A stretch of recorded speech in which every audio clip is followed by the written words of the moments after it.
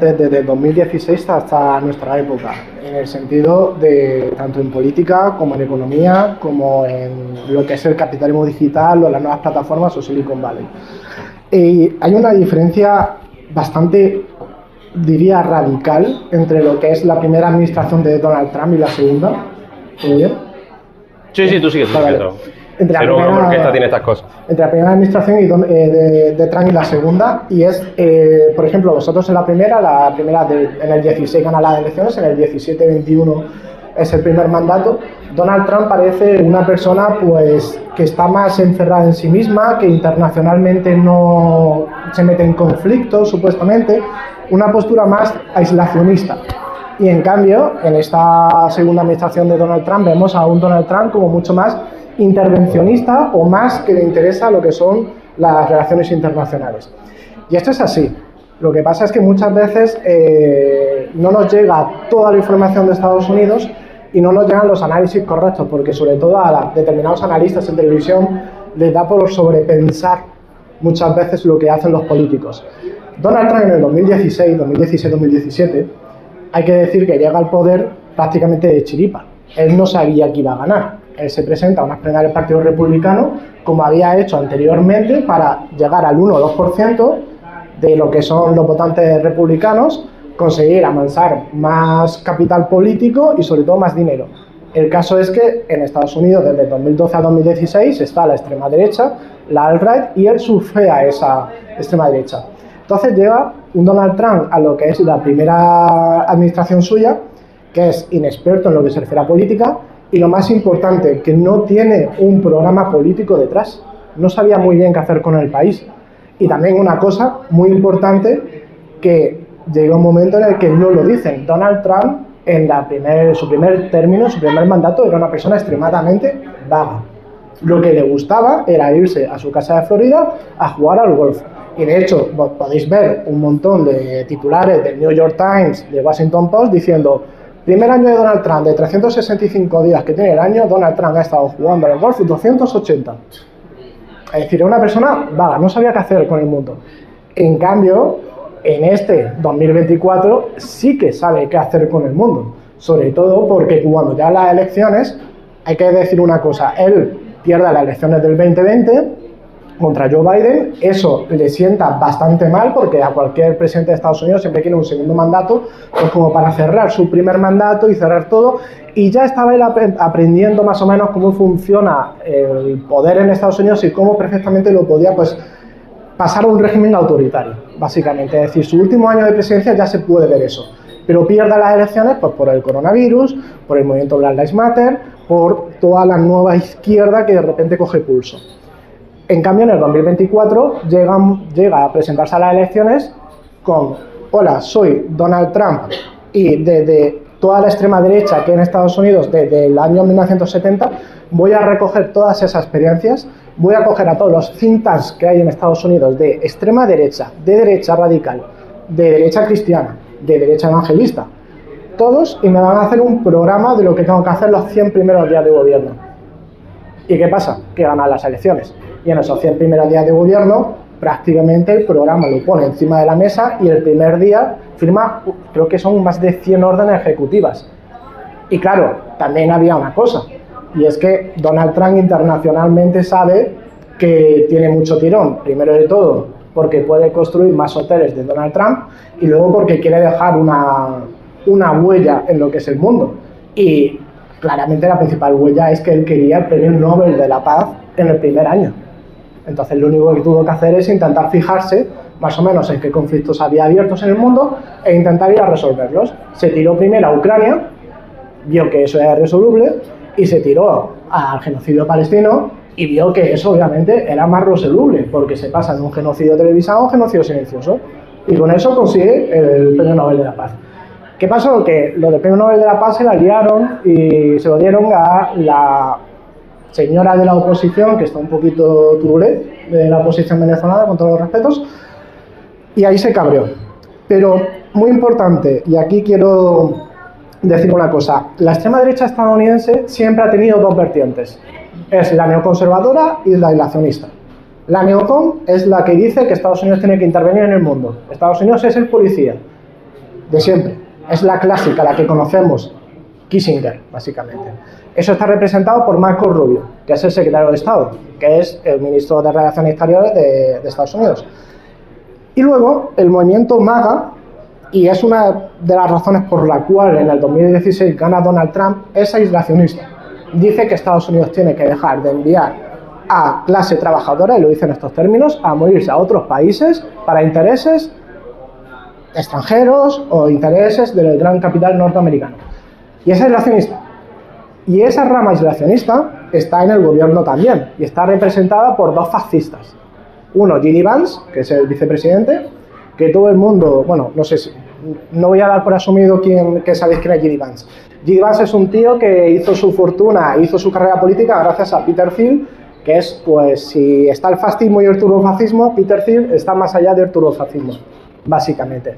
Le pagó unos 12 millones para que se presentase a senador en Ohio, para que si había otras elecciones en Estados Unidos y no las ganaba Donald Trump, pues que en el Senado parase la verificación de las elecciones y así crear un semigolpe interno en Estados Unidos y destruir la democracia. Eso era con lo que Peter Thiel le da el talón de 15 millones de dólares a J.D. Vance. Peter Thiel, que además está teorizando sobre que si aceleracionismo, que si Estado libertario, que si... Sobre la no reacción. Los no racionarios. Los no racionarios, su tesis política viene a ser a que Estados Unidos se tenía que convertir en una suerte de Estado dirigido por corporaciones y dirigido por un gran CEO, para que lo entendamos. Pues entonces se puede ver las dos almas en los conflictos que hay ahora mismo en Estados Unidos, cómo están las dos, ¿cómo decirlo? En liza. Bueno, y he hablado de un fascista, que yo he dicho que hay dos fascistas representando esta rama. Está el turbo fascista Peter Thiel y está el nazi, puramente nazi, Miller, que es el que está haciendo toda la política doméstica, como se dice allí en Estados Unidos, del ICE, que viene a decir, este tío en el 2016 era segregacionista blanco. Venía a decir que si Estados Unidos tenía que morir para crear distintos estados plenamente blancos, Estados Unidos tenía que morir.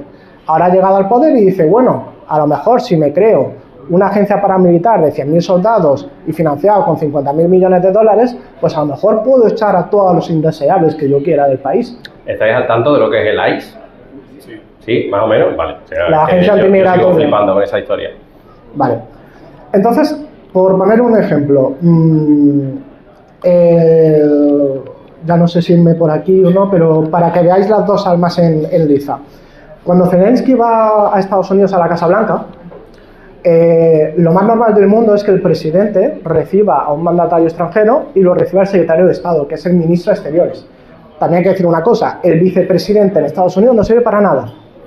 El vicepresidente, esa es una cosa que nos han vendido con Kamala Harris, de que ella iba a ser la sucesora de Biden, pero el vicepresidente no pinta... Modera el debate en el Senado, ¿no? O sea, alguien tiene que hacerlo. Modera el debate en el Senado, pero históricamente en Estados Unidos, cuando, primero de todo, en el ticket presidencial tú pones a un conservador, a un radical, haces un ticket doble complementario, ¿no? Tanto si es de derecha como de izquierdas. Coges a uno más radical en ese pensamiento y otro más conservador, para que sean complementarios.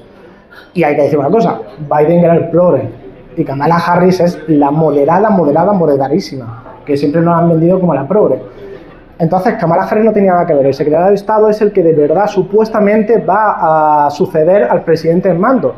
Y esto se puede ver con el esquema Barack Obama-Hillary Clinton.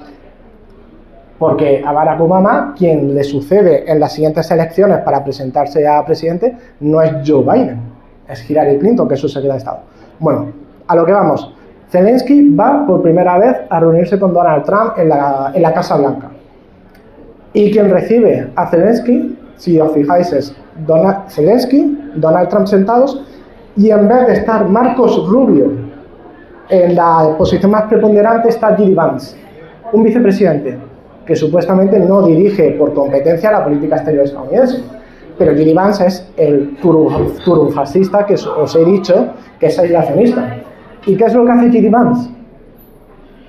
Es el que empieza a decirle a Zelensky de cómo puede ser que vaya vestido así, es una falta de respeto, empieza a increparle. ¿Y por qué? Porque J.D. Vance lo que él dice es que Estados Unidos no tiene que financiar ninguna otra guerra extranjera. Lo que tiene que hacer es retirarse. Y lo que tiene que hacer la tesis de J.D. Vance y de Peter Thiel es que Estados Unidos lo que tiene que hacer es pactar con Rusia, que Rusia tenga su área de influencia. Ojo, la área de influencia rusa cuenta con Europa también, por lo tanto, Ucrania se le tiene que vender, se hace un trato imperialista y finiquitado el asunto.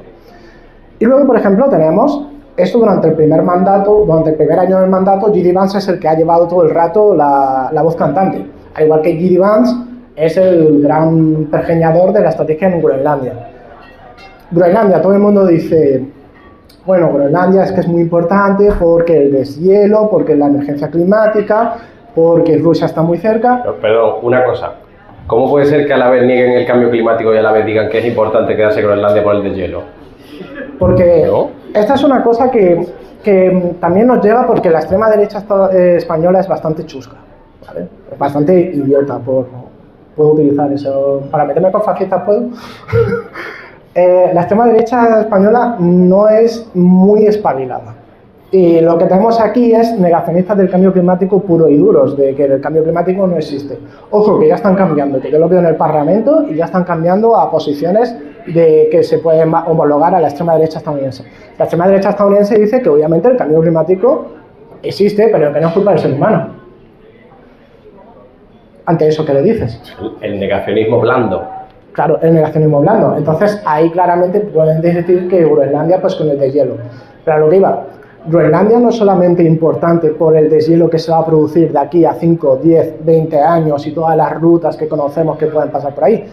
Groenlandia ahora mismo tiene una cosa muy importante para un tío que viene de Silicon Valley. ¿Qué hay en Groenlandia? Bastante fresquito y que puedes excavar para tener geotermia. Por lo tanto, puedes tener unos centros de datos de la putísima hostia ahí metidos con muy poco coste energético. Y eso no se dice tan así. Entonces, por eso J.D. Vance es de esa postura. Y eso durante el primer año del mandato de Trump. Y luego nos levantamos todos, si mal no recuerdo, el 3 de enero, con la intervención imperialista de Estados Unidos secuestrando a un jefe de Estado extranjero, que es Maduro. Y eso es una cosa que es el alma neocon del gabinete de Donald Trump. Eso es Marco Rubio directamente dirigiendo la operación. Marco Rubio está obsesionado por sus orígenes con derribar el régimen cubano y Donald Trump le dijo que lo de Cuba pues que no interesaba ahora mismo porque Cuba obviamente por algo no se ha tocado durante tantos años y es que Cuba no merece la pena tocarla porque no tiene ningún recurso natural importante.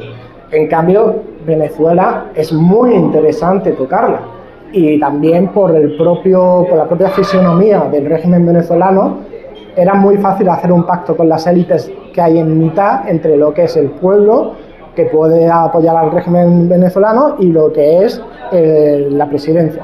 Entonces Marco Rubio ahí entra y sale en escena y dice que hay que intervenir Venezuela y ahora está interviniendo Cuba con el bloqueo criminal que están haciendo ahora mismo, que están dejando sin petróleo pues a los hospitales, sin energía, lo que es el pueblo de Cuba. Y aquí hay un gran problema y es que ya voy avanzando. Ya o sea, por recapitular, has tocado ya Ucrania, Groenlandia, Venezuela, sí. Nos queda el frente oriental también y ahora si quieres ya cambiar. Sí, y ahora recapitulo. Bueno, el frente oriental, ¿cómo le llamas? China, Taiwán, básicamente. Aquí hay un gran enfrentamiento y hay que decir que Peter Thiel ya en el 16 es el primer multimillonario de Silicon Valley que apoya a Donald Trump. De hecho, es curioso porque cuando un presidente gana las elecciones, esa noche electoral siempre suele haber una fiesta. Y hay como una fiesta de la élite política, ¿no?, del Partido Republicano, y una fiesta popular que es de todos los extremistas de la extrema derecha. Todos los influencers más locos, más nazis, pues Peter Thiel va no a la fiesta elitista, va a la fiesta de los influencers más locos y nazis que hay ahí. Bueno, el frente oriental, la pugna con China. Aquí es una cosa curiosa y es una paradoja que tiene la extrema derecha estadounidense, y es que la extrema derecha estadounidense dice que China es un modelo a seguir, y no estoy de coña. la extrema derecha estadounidense, J.D. Vance, dice que, y todos los intelectuales que rodean a lo que es Peter Thiel y J.D. Vance, dicen que China es un modelo a seguir. ¿Por qué? Porque en China hay un partido político que gobierna sin edie, no tiene elecciones y por lo tanto puede hacer planes quinquenales. Cada 5 años hace un plan, lo revisa, hace otro y puede hacer planes de aquí a 20 años. Eso es una ventaja, es decir, para esta gente lo que te están diciendo es que la democracia entorpece. Ellos ponen el ejemplo de una casa. Por ejemplo, tú puedes vivir en su paranoia, ¿vale? En su paranoia tú puedes vivir en una casa de propiedad o de alquiler. Si vives de alquiler, pues la casa como que no la cuidas tanto porque no es tuya, no la mejoras. Esta gente creo que no vive de alquiler, también te digo. Pero todavía. En cambio, si la casa es tuya en propiedad, pues le haces reformas, la vas mejorando y la vas poniendo a tu gusto. Pues prácticamente para ellos el Estado es lo mismo. Un presidente democrático está de alquiler cada 4 años, entonces no cuida el país. En cambio, un dictador, joder, claro, es su propiedad. Hasta que se muera, va a estar cuidando del país. Entonces esto es cómo se fijan con China, pero a la vez lo ven como un rival hegemónico contra ellos precisamente por una cosa. China ahora ha avanzado muchísimo en poder tecnológico. A Estados Unidos no le ha importado que China avanzase en política industrial hasta el día de hoy, pero cuando China ya ha empezado en poder tecnológico, sí le ha importado muchísimo. ¿Por qué? Porque las compañías de Silicon Valley estaban gritando, por favor, ayúdame. Y esto se puede ver en el 2018, cuando Donald Trump, y por lo tanto la Unión Europea, porque somos totalmente vasallos de esa política, decide, porque Peter Thiel se lo dice, que los móviles Huawei tienen que ser prohibidos en todo lo que es el territorio estadounidense, en todo lo que tiene que ser la Unión Europea, y al final acaban con la prohibición blanda. ¿La prohibición blanda cuál es? Como Silicon Valley tiene un monopolio sobre la Play Store y iOS, pues si le capas todas esas aplicaciones, nadie se va a comprar un Huawei aquí. De hecho, yo digo un ejercicio, en 2016-2017, ¿quién tenía un Huawei? Porque yo sí lo tenía. Es decir, era un móvil que era muy competitivo. Y era porque Apple dice, me está reventando el mercado este móvil. Y eso que estamos hablando de Estados Unidos, en el cual Apple es una marca muy asentada. Sí que sí. Sí, pues ya en el 2017-2018, con esa prohibición, Peter Thiel avanza lo que va a ser la gran lucha tecnológica que ahora Donald Trump está diciendo que hay que hacer, que es contra China. Para los aislacionistas hay determinadas áreas de influencia y es Rusia con lo que sería el paneuropeísmo, ¿no? Es decir, Rusia tiene que tener influencia en Europa como no puede ser de otra manera. China tiene su influencia sobre África, Estados Unidos tiene su influencia sobre el continente americano, que ha sido su área de expansión natural en ese sentido. Y con China lo único que tienen que hacer es meterse en una pelea a millones para controlar la inteligencia artificial. Y eso es lo que estamos viviendo ahora mismo. No sé si estáis al tanto, por ejemplo, de los memes que circulan sobre la economía circular de la inteligencia artificial. No estáis al tanto. Pues es un meme que es muy gracioso porque es... Bueno, vosotros sabéis cómo funciona la inteligencia artificial, es decir, los chips y todo eso. Es decir, hay unas grandes compañías que es, por ejemplo, OpenAI, vamos a simplificar. OpenAI es la gran compañía de inteligencia artificial que necesita microchips de NVIDIA para poder seguir entrenándose. Y a la vez necesitan centros de datos que son, por ejemplo, compañías como Oracle, ¿vale? Entonces, desde hace un año, de repente, OpenAI firma un contrato de $100.000 millones con NVIDIA para que los microchips mejoren. NVIDIA firma un contrato de $100.000 millones con Oracle para que mejoren los servidores. Y Oracle firma un contrato de $100.000 millones con OpenAI para que mejore la inteligencia artificial. Y por eso han subido el precio de la Play 5. Y por eso no te vas a poder comprar un ordenador en condiciones en 10 años. Tarjeta gráfica, olvidaros. Ya el GTA 6 lo voy a jugar ya, vamos, en el móvil. Si me permites, aquí también, de hecho, hay un retroceso enorme, que es que debido a toda esta alza de precios en tarjetas RAM y tarjetas gráficas, a nuestro queridísimo Jeff Bezos, que lo amamos muchísimo seguramente. El hombre que alquiló Venecia. El hombre que alquiló Venecia para poder casarse, dijo que el futuro era jugar en la red. Es decir, tú lo que haces es pagarle a una gran compañía, que es la que tiene el poder de procesamiento, y tú lo que juegas es un videíto que va con lag. Con lag, no sé si aquí hay gente gamer, con lag significa que tú le das una tecla y 10 segundos después el personaje se mueve. Ese es el futuro del videojuego para Jeff Bezos porque se han cargado precisamente esa democratización de la tecnología. A Google Stadia le ha ido muy bien con eso, ha tenido que cerrar, pero bueno, vale, o sea, por poner un poquito de orden, sí. Has ido tocando varios temas, has tocado Groenlandia, Venezuela, un poco también la ideología de las personas que rodean a Trump, que eso también me parece relevante, que no es solo, este tío está loco, no, oiga, se ha apoyado en un movimiento político bastante heterogéneo y en muchos casos contradictorio. Nos hemos dejado fuera también, por ejemplo, a Robert Kennedy, que es un tío muy divertido, que era un abogado ambientalista, pero como es antivacuna le pusieron de ministro de Sanidad, para que nos entendamos. Cada vez que va a una comisión parlamentaria se lo comen con papa. Mi momento favorito del año pasado probablemente fue cuando estaba hablando en comisión parlamentaria con Bernie Sanders, que es un poco como un referente de la izquierda de Estados Unidos, y le dice, vamos a ver, es que tenemos evidencia científica de que las vacunas sí sirven, y dice Robert Kennedy, sí, pero esos estudios los hacen las propias farmacéuticas y por tanto están sesgados porque mienten y no debemos creerlas.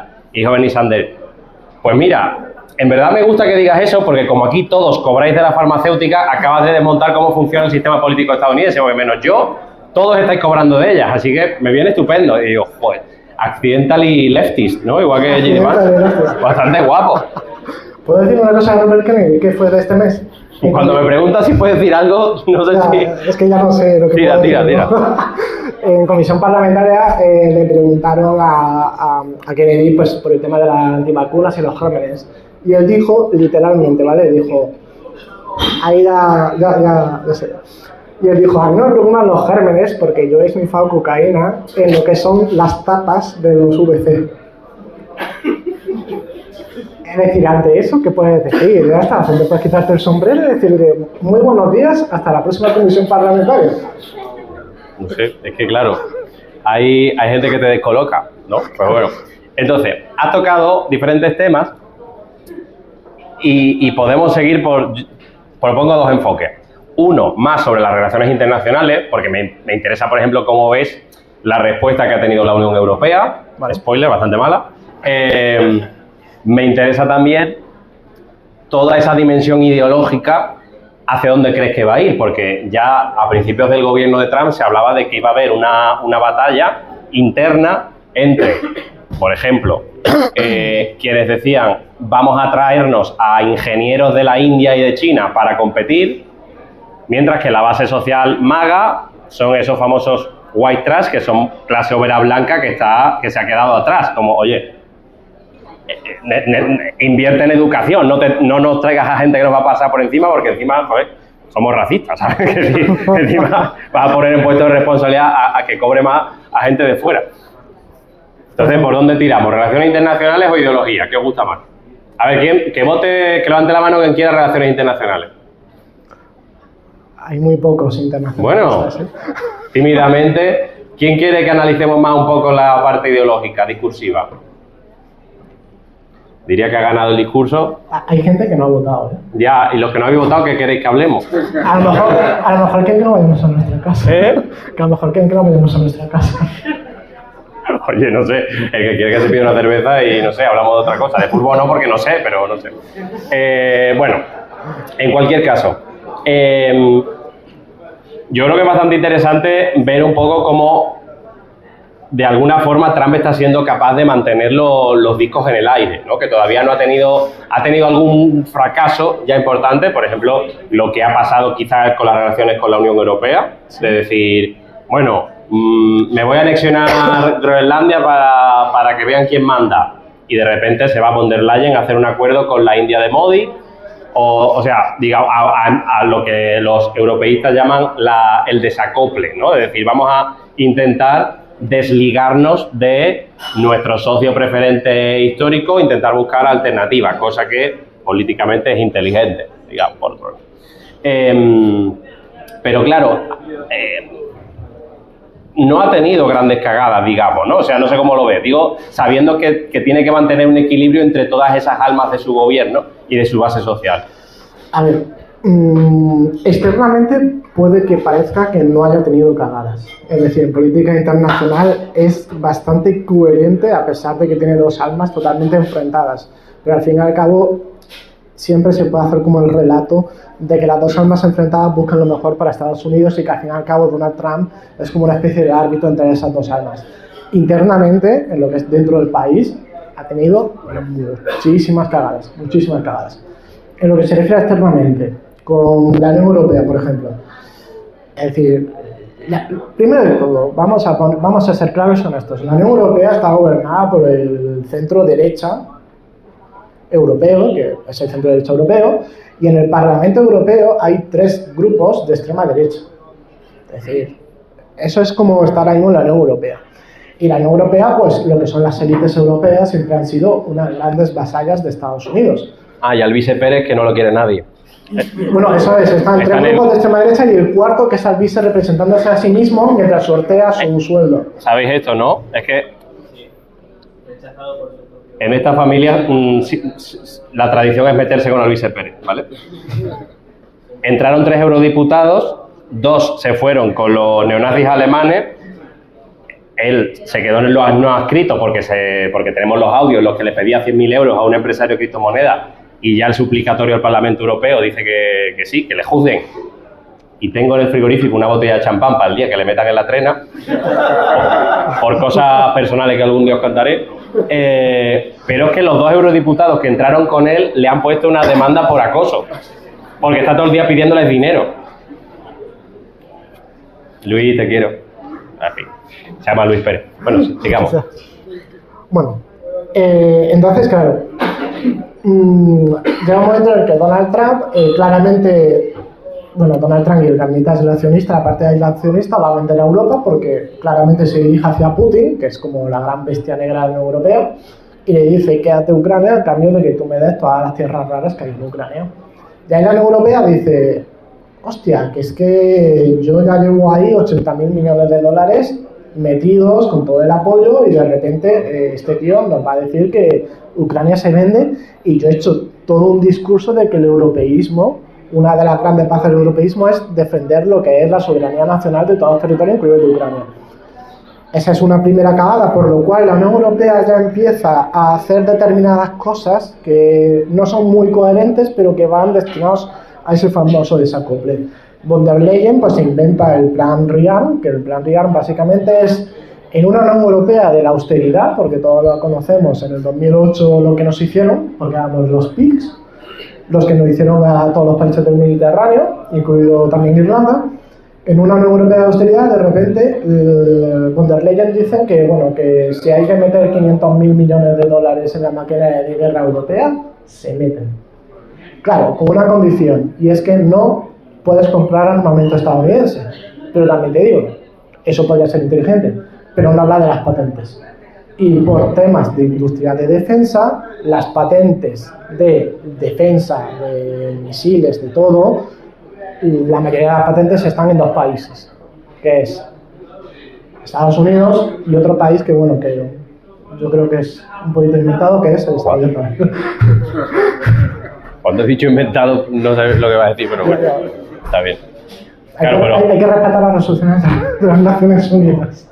A la vez, los países de la Unión Europea, casi todos están en la OTAN, que te obliga también... Y claro, todo eso está en la OTAN. Entonces, mientras Von der Leyen hacía el plan RIARN, lo que decía Donald Trump es, me subís el 5% del PIB todos los países de la OTAN, ¿para qué? Para comprarme mi armamento. Entonces es un intento de desacople, de decir, no queremos ser más vasallos de Estados Unidos, pero al fin y al cabo tiene las patas muy cortas ese intento. Y luego está lo famoso de Groenlandia. Donald Trump, pues por su biografía y por cómo es negociador, pues siempre le gusta pues negociar y hacer un tira y afloja y ver hasta dónde están los límites. Y si bien es cierto es que con Groenlandia se pasó de esos límites porque llegó un momento en el que hubo una respuesta europea bastante tocha, pero claro, lo que no esperaba Donald Trump es que la respuesta, para demostrar cómo estamos, la respuesta europea la liderase Canadá. Porque eso es lo que pasó. Bastante guapo el papel de Canadá en todo esto, ¿no? Claro, que tienen un ministro liberal, que es la izquierda de para allá, y lo que dicen es, oye, mira, Estados Unidos claramente no es mi aliado, yo me voy a ir con la Unión Europea y con China.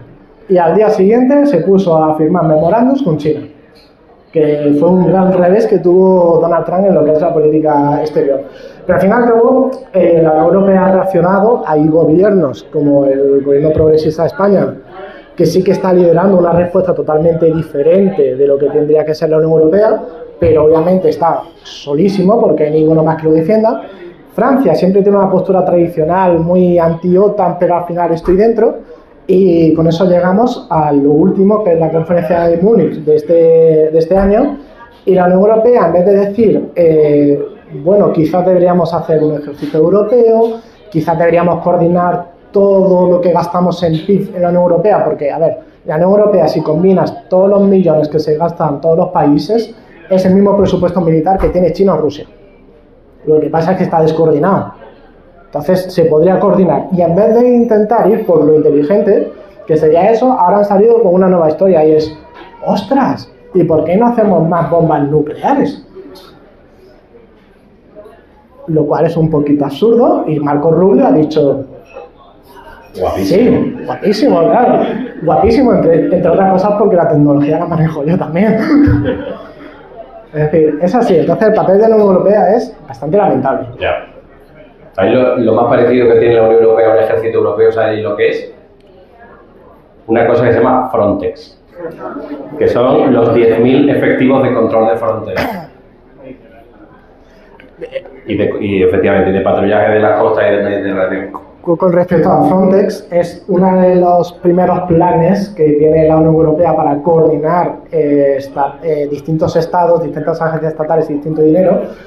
Y es muy ilustrativo que empiezan con apenas 5 millones de euros y ahora tienen un presupuesto que bascula entre los 20.000 y 30.000 millones de euros.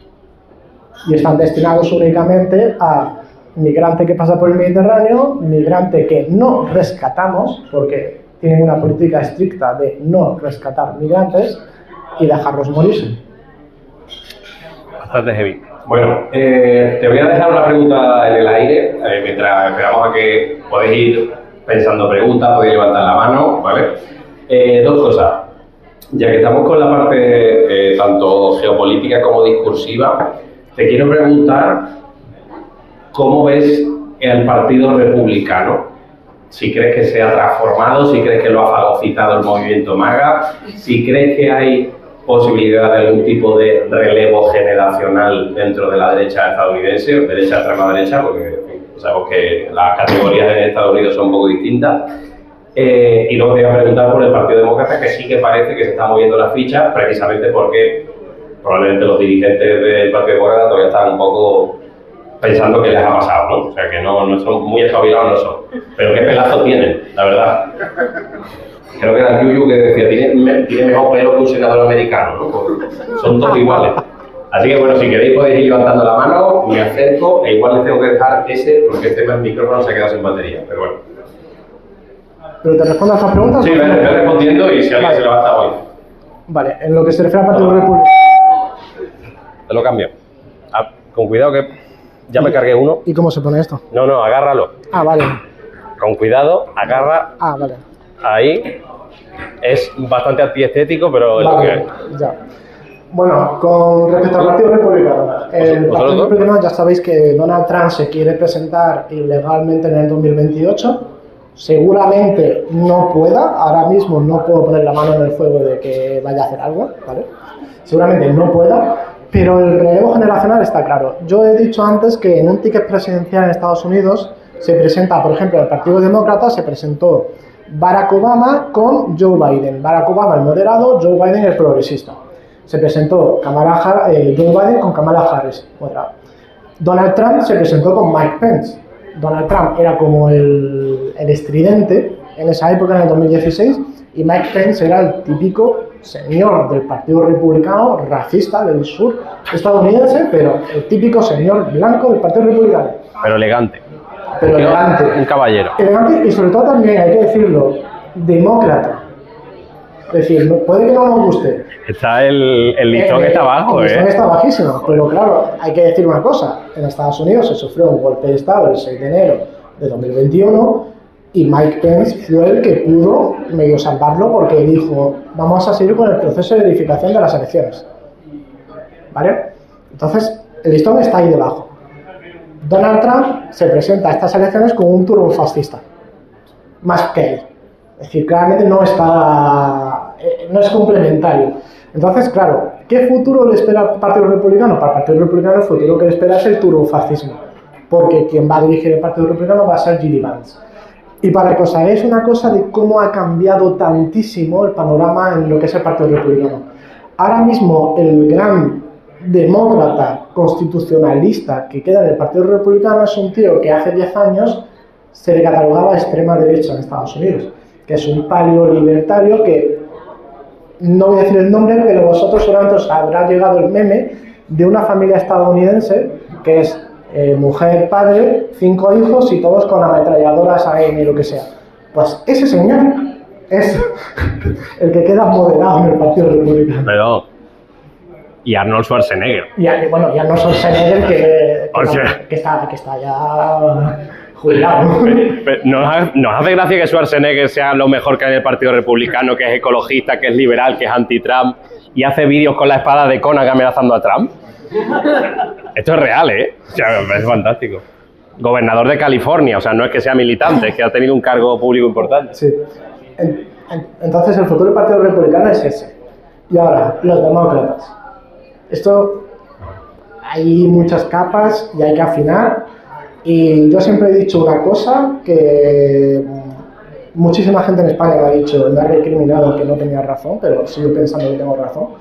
Y es que el Partido Demócrata pierde las elecciones por el genocidio palestino. Es decir, el Partido Demócrata pierde las elecciones porque Joe Biden es incapaz de decir al Estado de Israel, para. Y me baso en una cosa muy simple. En Estados Unidos es al final el meme.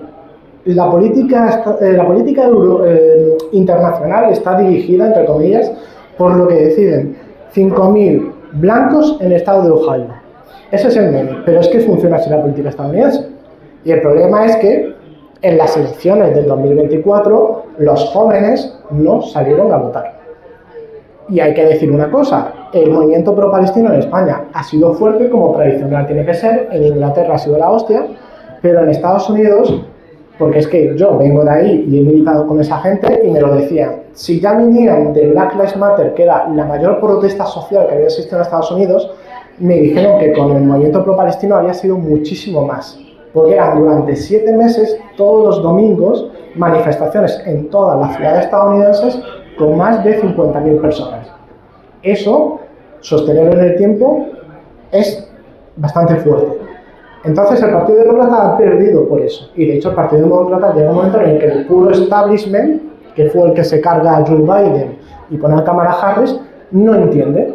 Kamala Harris desaparece y se va, pues como no, en una puerta giratoria a hacer lobby por una empresa de California. Ya no sé ni siquiera si se dedica a la empresa de California. Papísimo. Entonces el Partido Demócrata, lo que es el establishment, se queda totalmente borrado. Y aquí viene el viejito nuestro que nos gusta, Bernie Sanders, que se encarga de hacer un montón de mítines políticos y claramente llena los estadios, porque habla de lo que le interesa a la gente. Economía, salud y también habla de Palestina, porque también lo acompaña Alexandria Ocasio-Cortez. Y ya lo que es el punto de inflexión total es que tenemos a Zoran Mandani, que gana la alcaldía de Nueva York, con un programa triangular, que es el de affordability, que es el de vivienda, transporte gratuito y mejores condiciones. Pero Mandani lo dice claro desde el principio. En Palestina lo que ha habido un genocidio. Si Netanyahu pisa suelo neoyorquino, yo voy a mandar a la policía para arrestarlo y mandarlo a La Haya. Bien, Mandani no hizo toda su campaña electoral de eso.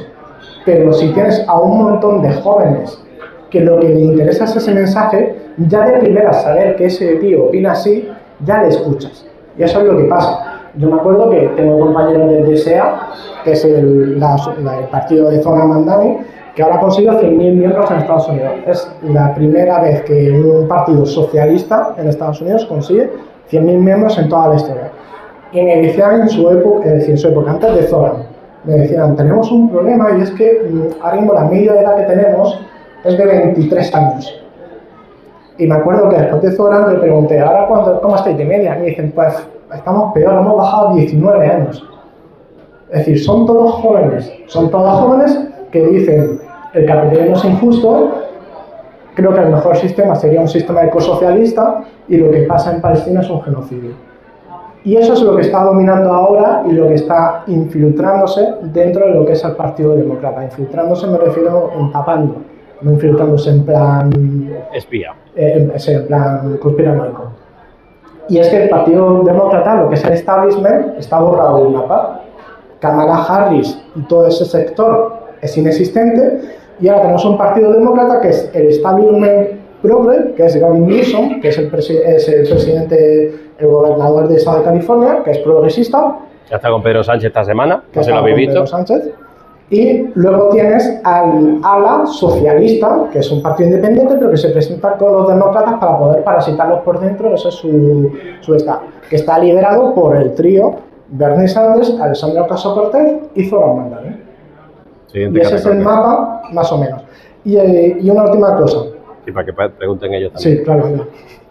Y el movimiento MAGA, ahora mismo, con todo este intervencionismo que ha habido del país en Venezuela, en Cuba, se está resquebrajando. Es decir, ahora mismo Donald Trump lo que va a hacer es perder las elecciones de medio mandato, que ya sabéis que hay una elección de medio mandato que se celebra por el Congreso, lo va a perder por una mayoría bastante atronadora y el Senado no lo puede perder por las dinámicas del Senado, pero va a estar empatado.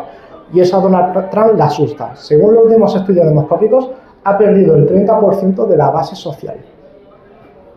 Porque los MAGA son aislacionistas. Y lo hilo con una última cosa y ya me callo. En la conferencia de seguridad de Múnich, de repente se ha presentado una congresista allí, Alexandria Ocasio-Cortez, con un panel que yo recomiendo verlo, que es la política internacional para la clase trabajadora. Y lo que ha venido a decir es, Estados Unidos tiene que dejar de intervenir en otros países, tiene que mejorar la situación de la clase trabajadora, y con eso están haciendo, tanto Zoran como ella, pues un intento de seducción a ese 30% de gente que es MAGA y que ahora mismo está totalmente pues, en contra de lo que está haciendo Donald Trump. O sea, van a hacer un poco el rojipardismo al revés, ¿no? No me diría rojipardismo porque en Estados Unidos, siempre lo diré, no existe esa mierda. No, pero lo típico que ha hecho la extrema derecha de seducir a la clase trabajadora progresista y llevársela a su ámbito, pues intentar hacerlo al revés, ¿no? Sí, con políticas de clase, pero las políticas de clase, y lo dice Zoran, las políticas de clase también tienen que ver con identidades. Muy bien. ¿Lami? Bueno, mi pregunta era un poco también relacionada con eso, y es, muchas veces escuchamos lo que pasa con Estados Unidos a nivel internacional, lo que es la perspectiva de Europa, la perspectiva del mundo, pero dentro de Estados Unidos, ¿qué pasa con la población estadounidense? ¿Qué piensa sobre todo lo que está haciendo, con el tema de los aranceles, que está haciendo que la economía también vaya para atrás y teniendo en cuenta los capitalistas que son? ¿Cómo se hace ese equilibrio? Sí.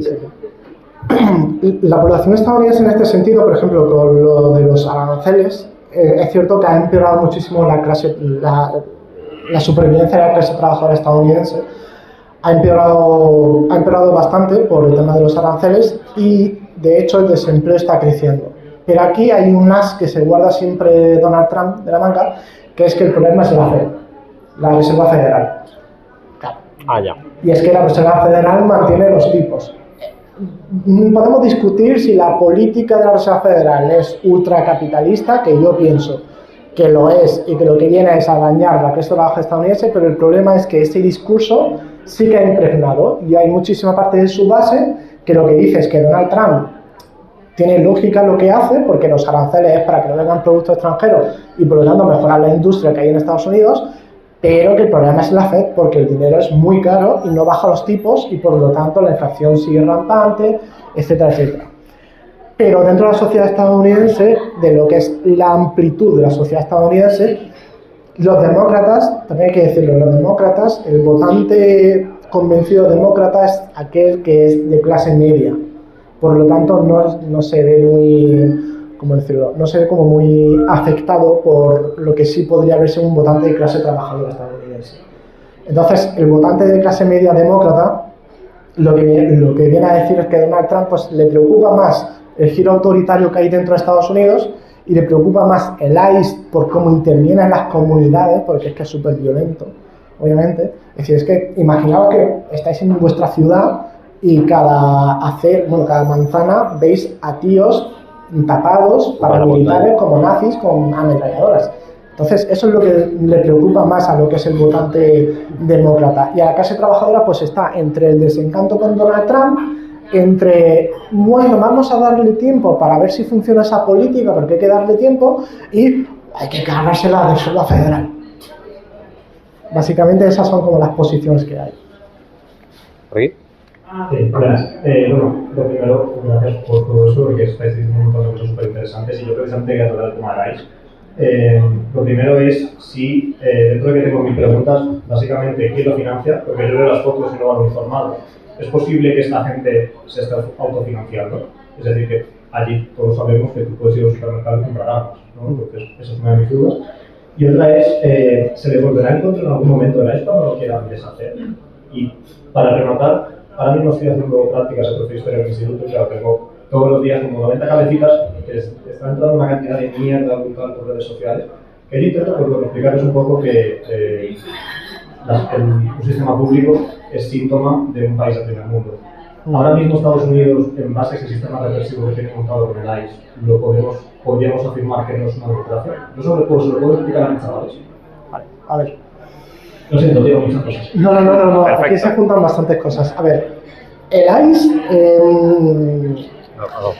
Claro, es que también nosotros nos ha llegado esa visión de las series de televisión en el cual los policías van totalmente uniformados y todas las agencias federales van totalmente uniformados, estilo... Tú ves en una serie a un tipo del FBI y dices, es del FBI, claramente, coño, va con traje y corbata, la gabardina, azul, y tiene el pin del FBI, es que es como muy identificable, ¿no? Entonces, el ICE en este sentido no está autofinanciado. El ICE está ultrafinanciado por lo que es los presupuestos generales del Estado estadounidense y por lo que es el Ejecutivo. El ICE aquí funciona como una cosa, es decir, sabemos que Estados Unidos es un sistema totalmente descentralizado, en el cual el Ejecutivo Federal, Donald Trump, no tendría por qué tener determinadas cosas. Es decir, mandato en el Ejército, mandato en la Guardia Nacional, no puede sin que los gobernadores den su ok, ¿no? Aparte de que por orden constitucional tú no puedes desplegar tu ejército en tu propio país, porque la Constitución estadounidense dice, oye, ¿qué estás haciendo? Esto se parece mucho a un golpe de Estado. Entonces, lo que hace Donald Trump básicamente es coger la agencia anti-inmigración, porque directamente es anti-inmigración, y lo que hace es financiarla y a todos los grupos de la extrema derecha neonazis que casualmente en el 2016 y 2020 existían tanto que era un golpe de Estado en el Capitolio, lo que les dicen es meteros en el ICE.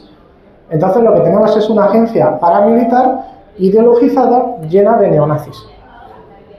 Entonces, y lo que tú dices es que todos tienen su identificativo. Todos tienen detrás ICE, Police, tienen como identificativo pero que claramente se nota que es el ICE. La segunda pregunta, porque la tercera sí la tengo clara. Si se les podría volver el ICE en contra. Sí, el ICE se le podría volver en contra. En el momento en el que el Partido Republicano decida retomar un rumbo democrático, desfinanciar el ICE, con las miles de millones de dólares que hay ahí, con un montón de gente que está súper ideologizada, se les va a volver en contra. No sé en qué punto y cómo se le volverá en contra, porque puede ser bastante virulento, pero se le va a volver en contra. Y de hecho yo creo que va a ser una de esas cosas que en política tú quieres deshacer como político, pero no puedes deshacerlo porque tienes como una espada de Damocles todo el rato encima. Y luego, ¿Estados Unidos es una democracia?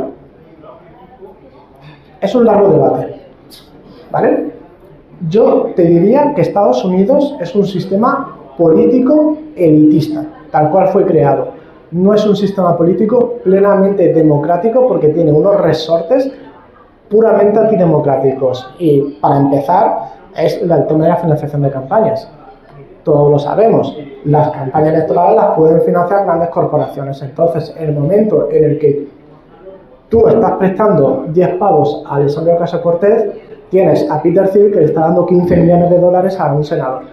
Es decir, claramente ahí no funciona. Ahora, eso no quita una cosa, y es que la sociedad estadounidense es puramente, es una de las sociedades más puramente democráticas que me he encontrado.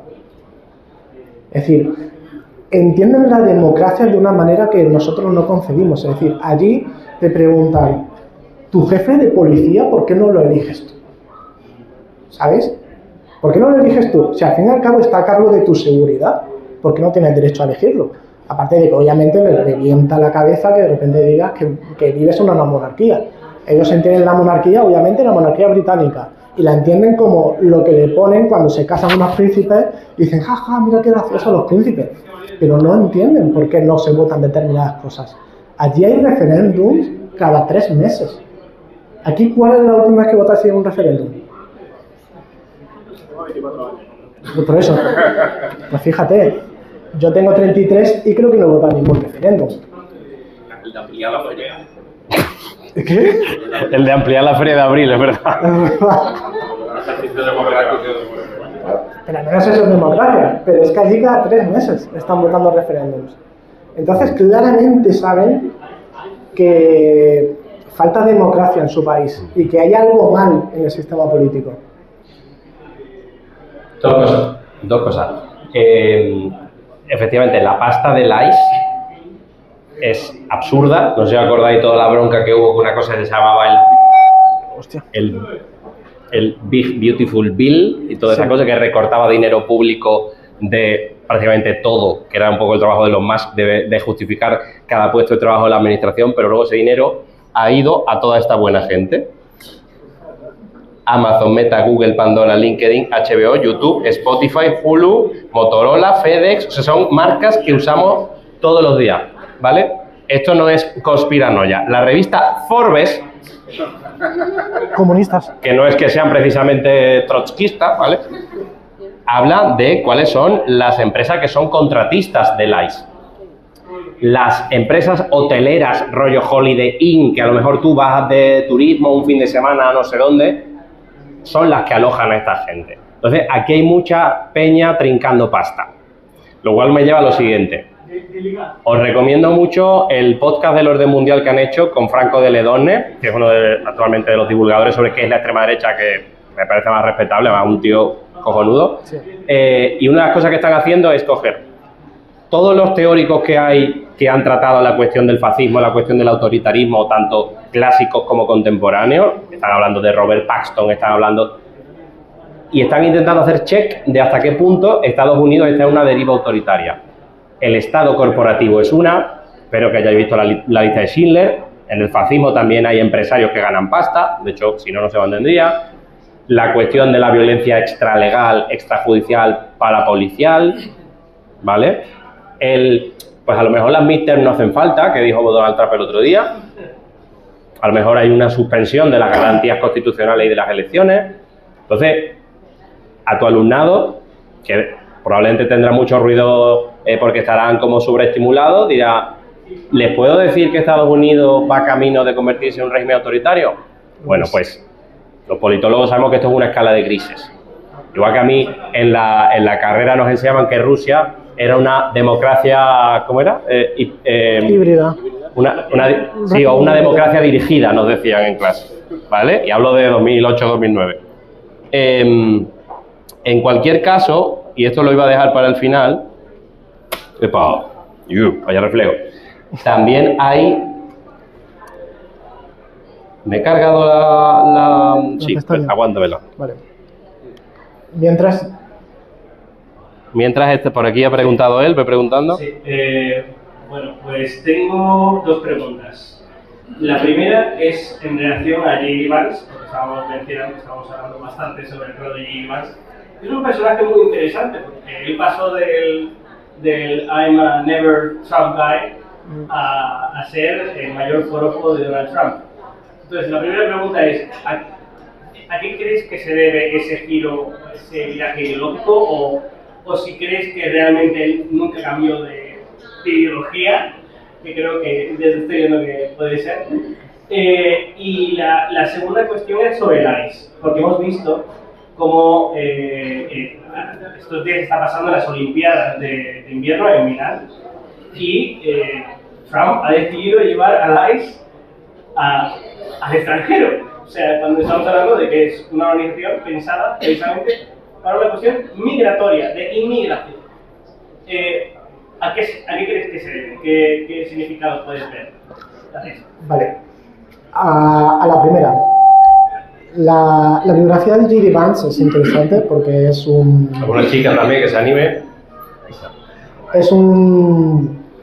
J.D. Vance es un don nadie desde hace 10 años prácticamente, es decir, era un tío pues que se fue, es decir, era de clase trabajadora, él siempre dice que fue de clase trabajadora blanca, de Ohio, típico white trash, ¿no? Eso era lo que él decía. Aún así, no sé, yo, por ejemplo, si yo vengo de una familia de clase trabajadora, no sé cómo puedo estudiar Derecho en Yale. Es decir, no sé. Pero bueno, este tío lo hizo, ¿vale? Así que pongamos en que puedes llegar porque eres muy listo, de ser clase trabajadora estadounidense, y estudiar Derecho en Yale.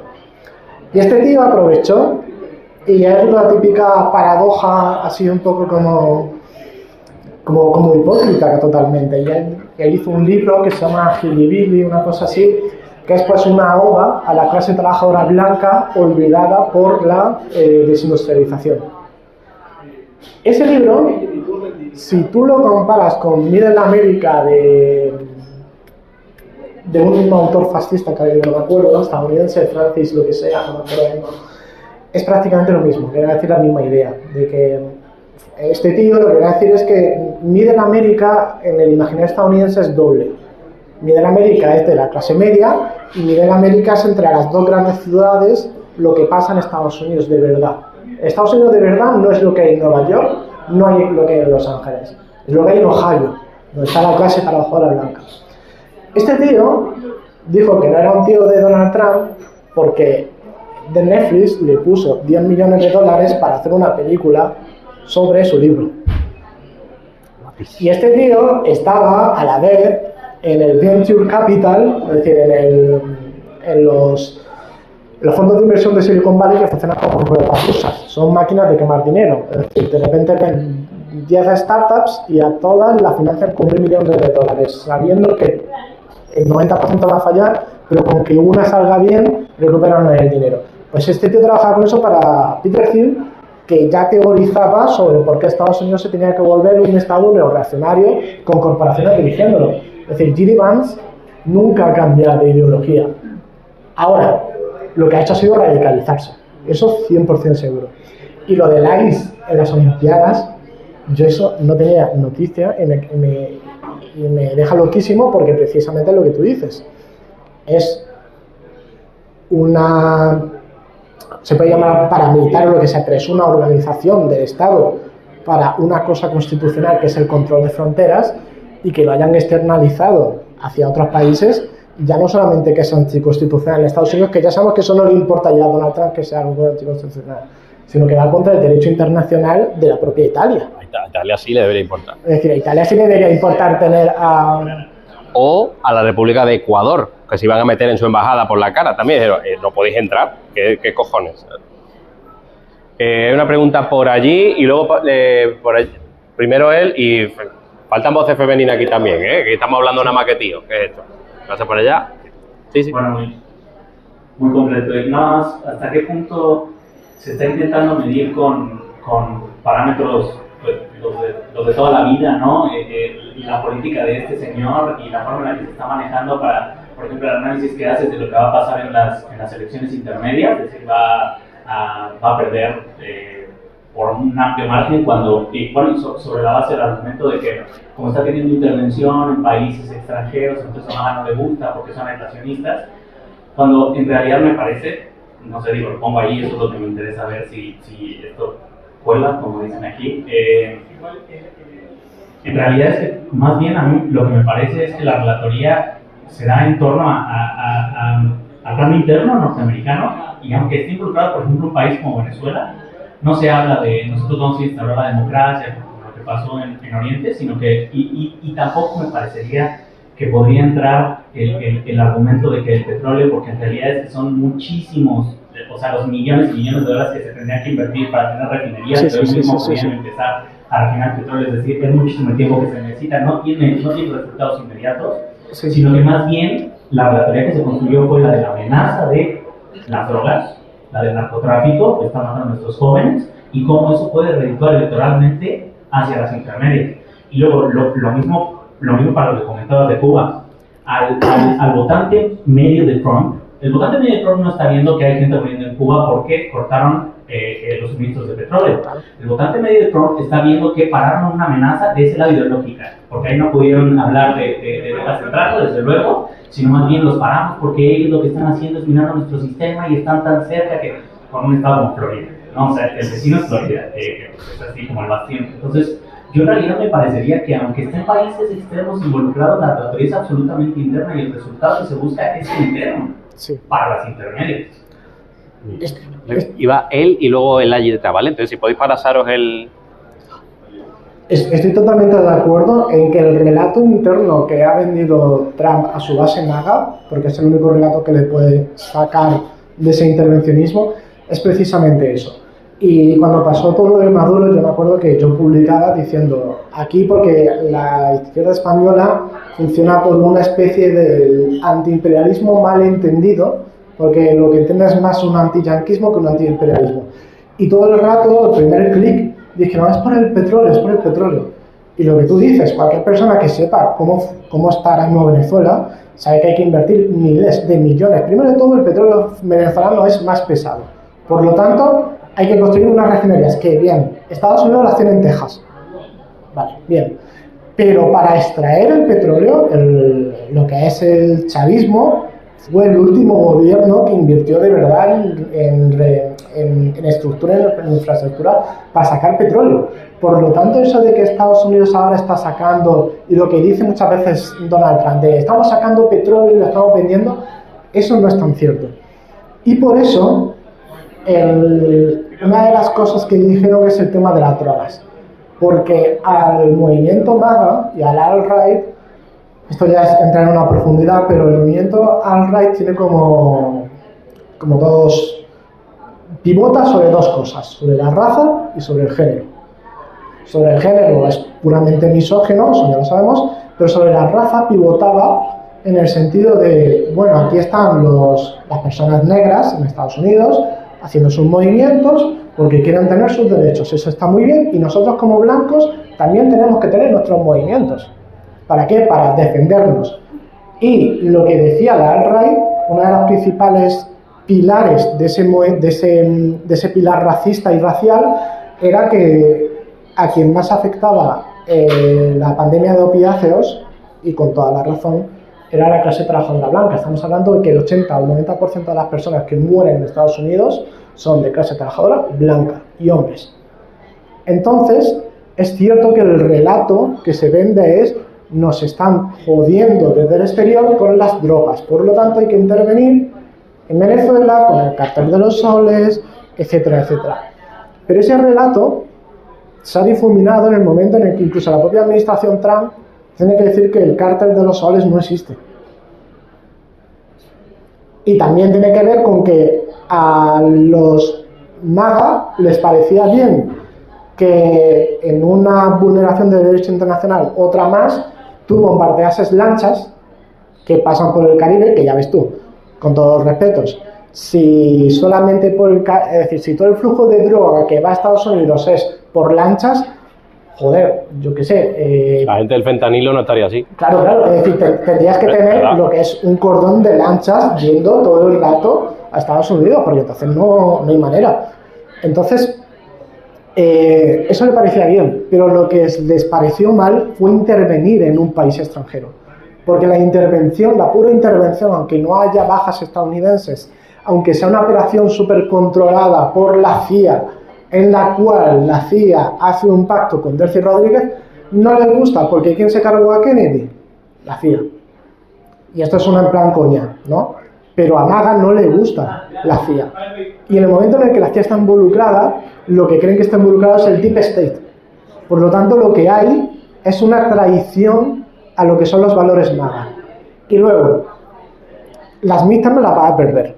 Y hay dos datos, bueno, hay tres datos. Está la victoria de Zoran Mamdani, que bueno, que tiene su miga, que ya si queréis la analizamos porque no es tanto llevarse a votante trampista, pero hay dos elecciones muy importantes que han sucedido hace poco, que es en Texas y en Luisiana.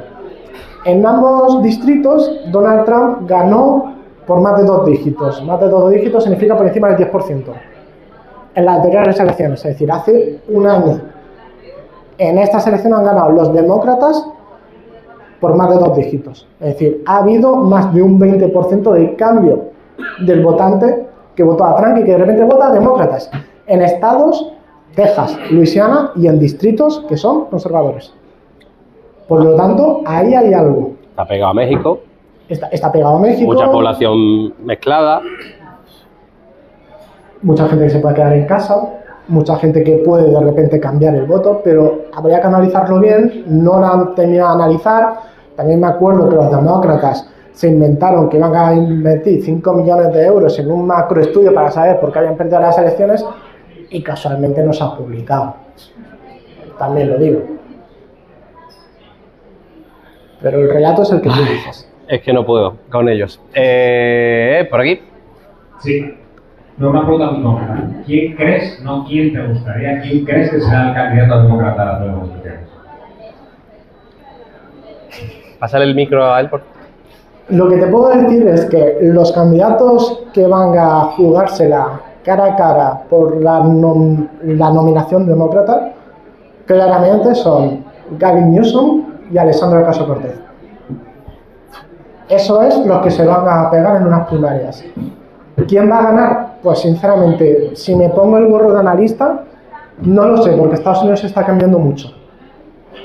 Y lo que están consiguiendo el ala socialista es bastante grande, porque además es que está todo estructurado, porque el plan de Zoran Mandani es un plan estructurado claramente para que en el año 2028 Alexandria Ocasio-Cortez, con el ejemplo de lo que se hace en Nueva York, diga, y esto es lo que voy a hacer para el país. ¿Me vais a decir que no? Ahí está. Pero está Gavin Newsom, que el tío, yo me acuerdo cuando Joe Biden empezó a zozobrar en el debate, Gavin Newsom a los 2 días apareció con una sonrisa diciendo, yo no me voy a presentar. Así. Y claramente quiere presentarse. Así que de analista no lo sé, porque ha cambiado. ¿Y qué tiene Gavin Newsom? Un pelazo. Un pelazo. Vale, ¿por allí? Y Alexandria Ocasio-Cortez también. Hombre. Buenas noches y muchas gracias. Mira, justo por último tengo varias preguntas, alguna corrección que creo que tengo que hacer. Y enlazándolo primero con lo del alcalde de Nueva York, ¿no crees también que son un poco, dentro de lo que cabe, son medidas que todos querríamos, pero son un poco populistas? Porque todo el dinero que va a necesitar para todo lo que ha dicho no lo va a conseguir desde Nueva York, sino desde Albany, que es el que tiene que dar el dinero. Y Albany no está precisamente muy por la labor. Luego, sobre lo que has dicho el Partido de la Democracia en Estados Unidos, que has dicho que, bueno, que se puede variar un poco porque aquí hay inyecciones de dinero muy potentes, también aquí los partidos políticos reciben donaciones y está tipificado, ¿no? Es legal. Se cae el límite. No es igual. Son millones, pero bueno, todos los partidos políticos pueden recibir, si la gente se organizará. ¿Te puedo hacer una puntualización? Sí, por supuesto. Las donaciones que reciben los partidos políticos no pueden destinarse a campañas políticas. Lo digo para que se sepa. Bueno, o sea, vale. Yo sabía que se podía donar, pero no sabía que se podía para eso. Luego, sobre a nivel internacional, para mí, obviamente, todo lo que hace Trump es un poco para sus votantes. Ya sabrán que igual Europa y todo eso. Pero ¿no crees que tiene que ver la diferencia de la primera legislatura con la de ahora, con la expansión que también ha tenido China? Y con decir, mira, vamos a intentar repartirnos un poco lo que hay y ya está. Yo me quedo con una zona y tú te quedas con la otra porque no vamos a poder competir de otra manera. Vale. Y lo último, sobre lo de Frontex, creo que puntualizaste que se está dejando morir a los inmigrantes. Frontex es simplemente una colaboración con los diferentes cuerpos de protección de la protección o de la migración en todos los países, porque Frontex no tiene competencias. Es de la Unión Europea, simplemente es una colaboración. Si los estados la piden, puede intervenir. Y no se deja morir a nadie. En cuanto entra en aguas que son de los países europeos se les tiene que rescatar. Otra cosa es que no se llegue. El anterior director de Frontex tuvo que dimitir por una investigación hecha por Emily O'Reilly, antigua defensora del pueblo europeo. O sea, sí ha pasado. Lamentablemente Frontex ha sido una vergüenza para Europa. Están intentando cambiarlo, pero vamos, que ha tenido borrones en el expediente, lo ha tenido. Sí, y estoy seguro que Frontex está muy mal hecho y se pierden miles y miles de millones de euros que no sirven para nada. Y de hecho, el cuerpo policial de Frontex, o lo que se llama los Standing Corps, son muy pocos. No sé si son 3.000. 10.000. Creo que quieren aumentar a 10.000. Son 10.000 ya. Pero simplemente son medidas de colaboración con, pues aquí en España, la Policía Nacional, Guardia Civil, Carabinieri en Italia, pero hay en teoría y deberían defender, y eso no es, o sea, lo que hagan a nivel más alto, pero están defendiendo los derechos humanos. Es una de sus normativas. Bueno, la normativa europea es también defender el derecho internacional y los derechos humanos, y no quiero decir lo que ha hecho en Palestina.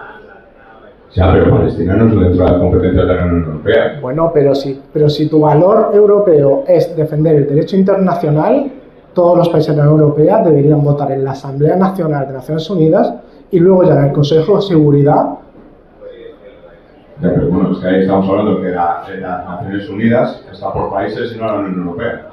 Bueno, pero la Unión Europea ha prestado muchísima infraestructura y diplomática para que el Estado de Israel siga actuando como ha actuado. Y con respecto a Frontex, hay un problema, y es lo que tú has dicho.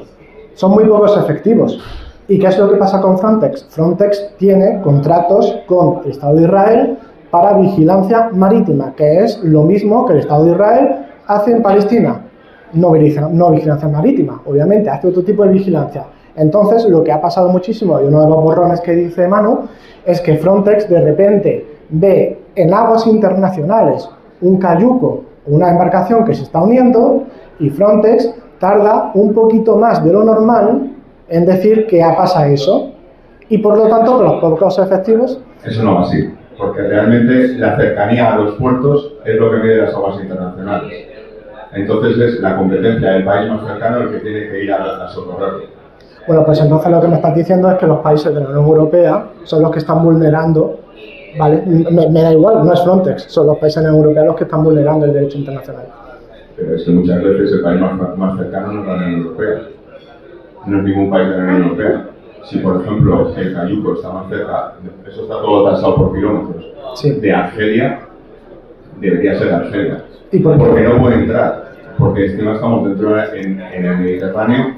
Las aguas internacionales son muy poquititas. Vale, y entonces, ¿por qué? Por ejemplo, no quiero discutir más en esto, pero ¿por qué entonces Frontex y la Unión Europea tienen tratados con Argelia, etcétera, etcétera, para recogida de migrantes y no avisan a esos países? Porque es que eso se ha dado. Es decir, está publicado por estudios, está publicado por libros, en el laboratorio palestino de Lowenstein, que es un judío israelí, lo dice bastante claro, es decir, hay bastantes estudios. No, la política de vecindad con Marruecos y con Túnez y con Libia. Claro, o sea, es que también pero bueno, estamos ahí terminando, son las 9:30. Gracias por tu intervención. Gracias. No, pero ya Si me puedes decir lo de populista, no, y lo de populista de Mandani.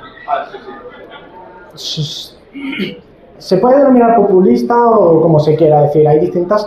Populista desde el punto de vista peyorativo o populista desde el punto de vista politológico de hacer un movimiento populista. Muy bien. Es cierto que es un movimiento populista en el sentido de que es popular lo que pide. Y es cierto lo que tú dices, el dinero no viene de la alcaldía de Nueva York por cómo funciona el estado neoyorquino, el estado de Nueva York. De hecho, ahora mismo están en proceso, porque lo conozco de primera mano y coño, soy amigo del equipo de este tío, Zoran Mandani ahora mismo está con el Team Cap. El Team Cap es que él tiene que ir a Albany, que es donde está el Congreso, bueno, los que reparten los billetes en el estado de Nueva York, y ahí tiene que pedir por el dinero para poder financiar, por ejemplo, el Child Care. Y ahí está pidiendo, pero claro, es cierto que Zoran Mandani no va a conseguir muchísimo, es decir, dentro de lo que son sus competencias no puede conseguir muchísimo más dinero más allá de lo que ha dicho, que es que él va a tasar a los ricos que hay en Estados Unidos, a los ricos que hay en Nueva York, y a las empresas que hay en Nueva York que decidan irse las va a tasar con el doble incluso. Muy bien. Pero también está aquí un movimiento que la izquierda española no ha entendido. Porque de repente Zoran Mandani ha apoyado a la gobernadora Hochul a que sea reelegida como gobernadora, porque ha hecho un pacto entre las bambalinas para conseguir financiación de proyectos pilotos y a lo mejor así crecer. Y también te digo, ahora mismo Zoran Mandani es como un imán de la política estadounidense. Es decir, que Donald Trump se viese con él y como se vio con él, que es que claramente Donald Trump solamente respeta a ganadores. Y Zoran Mandani en el despacho Oval era un ganador.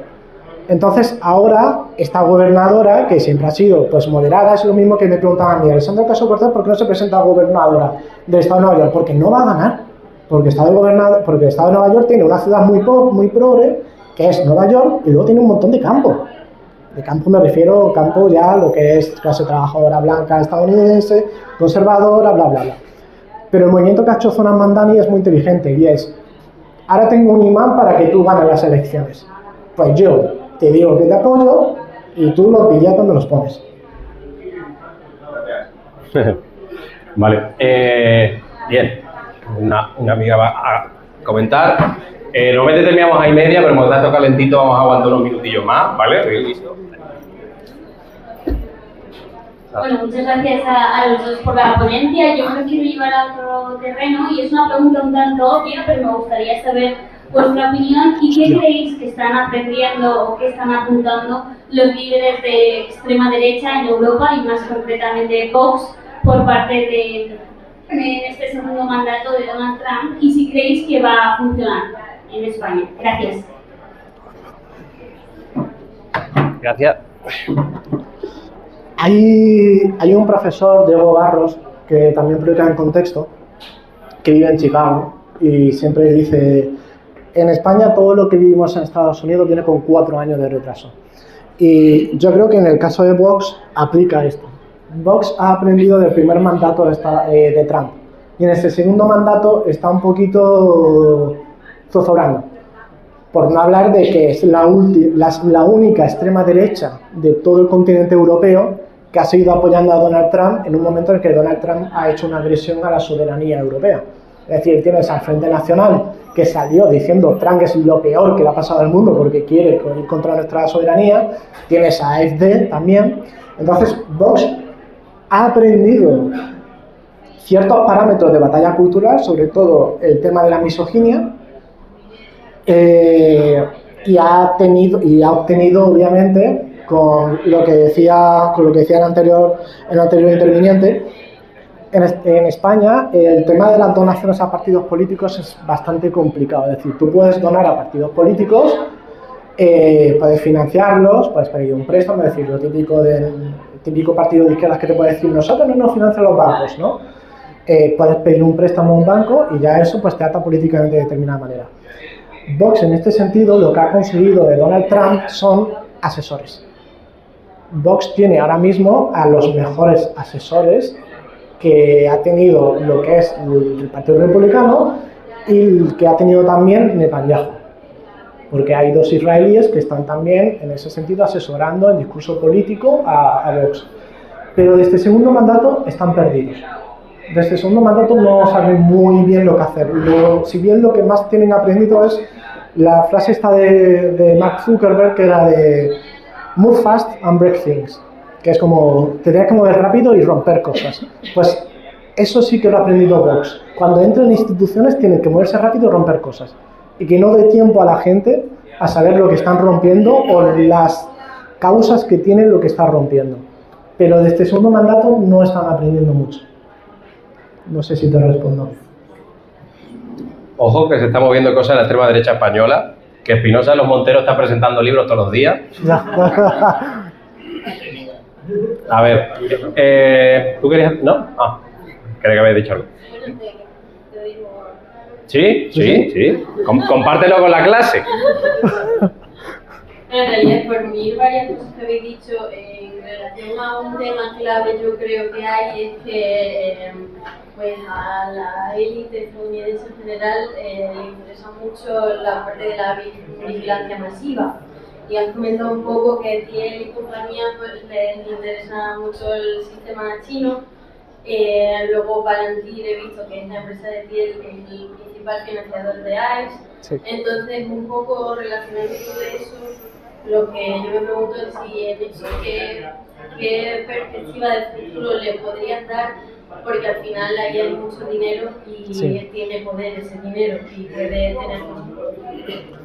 Sí, en este sentido el futuro es bastante distópico, porque todos sabemos que China tiene un control poblacional basado en el reconocimiento facial, etcétera, etcétera, y al fin y al cabo la tecnología que se está utilizando ahora mismo en Estados Unidos también vuelve a lo mismo, porque es una cosa que tengo yo desde hace tiempo, que está aprobada también en Palestina.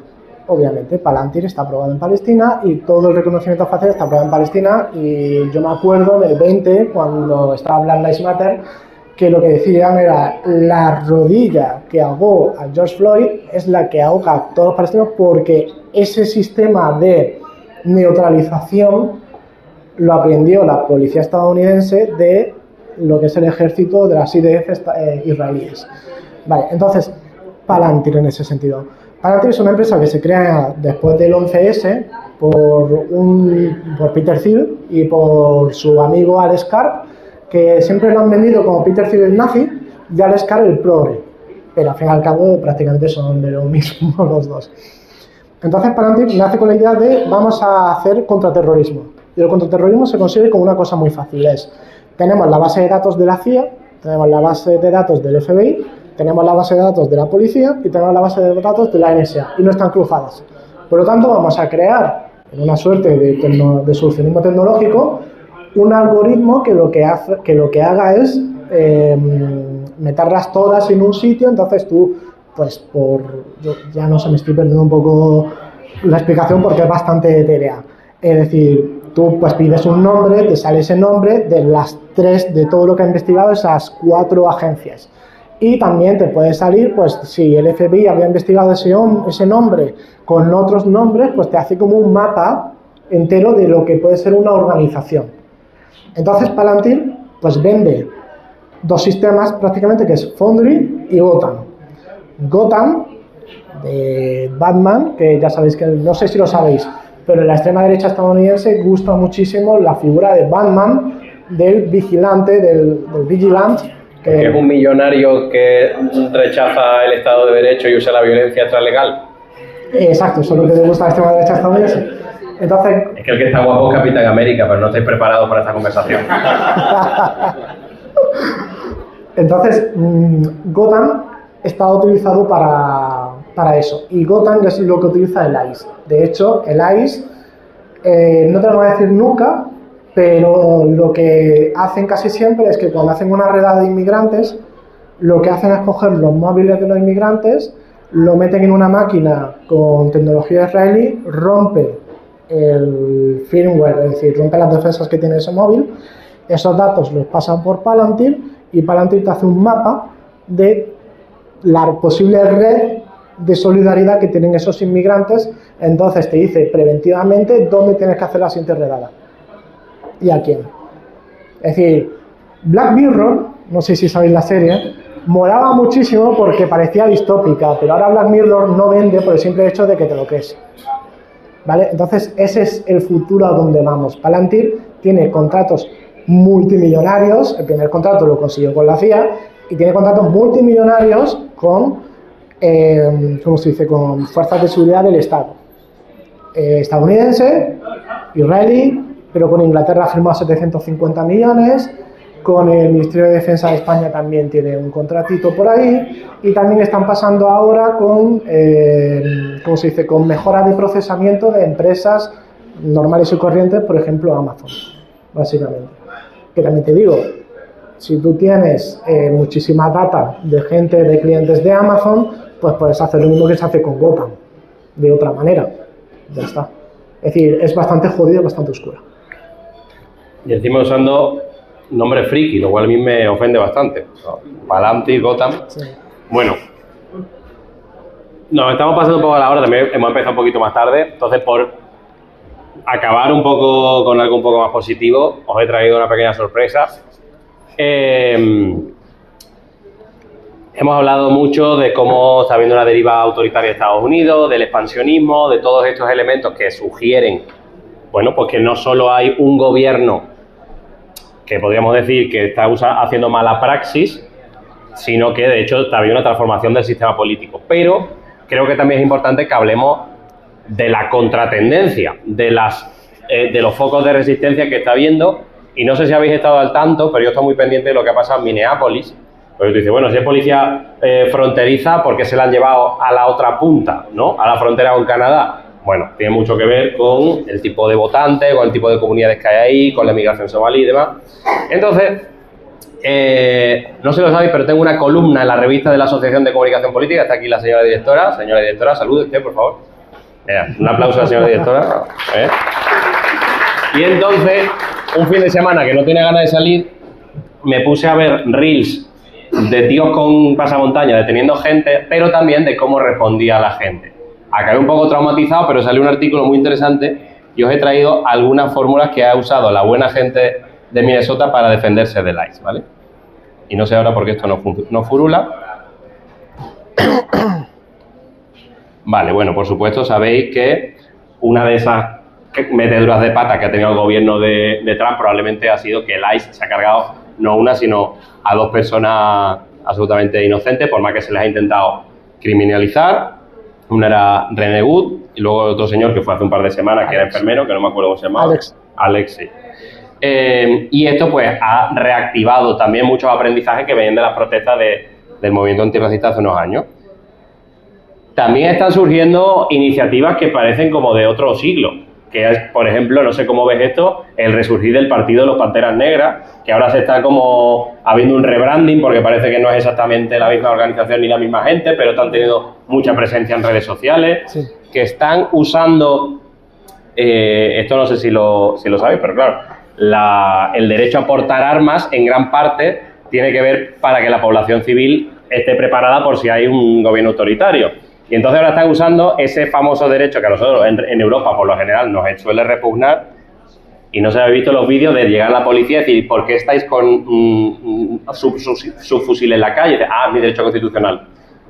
Pero con todo el ánimo de decir, vamos a proteger los barrios de los negros y demás, porque si se han cargado a personas blancas desarmadas, ¿qué no van a hacer con nosotros, no? ¿Tú esto cómo lo ves? Te veo cara de escepticismo.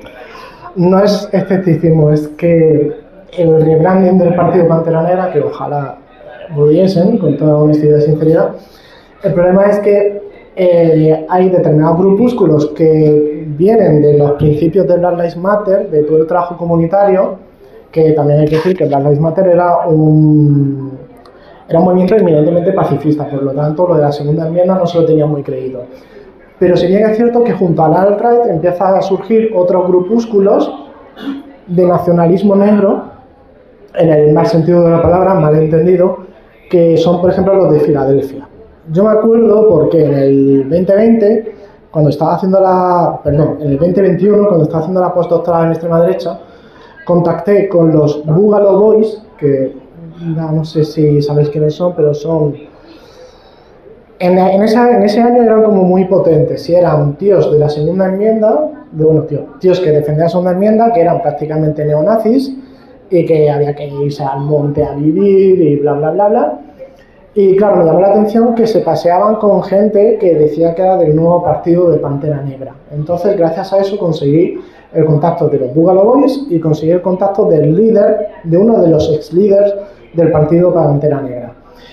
Ese tío tenía muy buenas intenciones, pero se le fue de las manos el movimiento, y el movimiento ahora ha acabado no en un partido de nacionalismo negro y autodefensa, sino en un partido eminentemente antisemita y bastante racista. Y de hecho, en las últimas declaraciones, porque por ejemplo, en las últimas declaraciones que tuvieron en el parade, no sé cómo se dice, en la exhibición que tuvieron por la segunda enmienda en Filadelfia, vinieron a decir que, bueno, ellos protegen a su gente, y su gente no son los inmigrantes. ¿Vale? Es decir, entonces la solidaridad está en otros lados. La solidaridad está en el Black Lives Matter, que sigue todavía, porque todos nos acordamos del 20 de Black Lives Matter y todas las corporaciones y todos con el cuadradito negro de Instagram apoyando, Y lo que siempre digo, Starbucks apoyando super bestia a Black Lives Matter, y en el momento en el que los de Black Lives Matter deciden sindicalizarse, dicen, se acabó la chapita de Black Lives Matter, ya no la tenéis. Entonces la solidaridad viene de otros lados.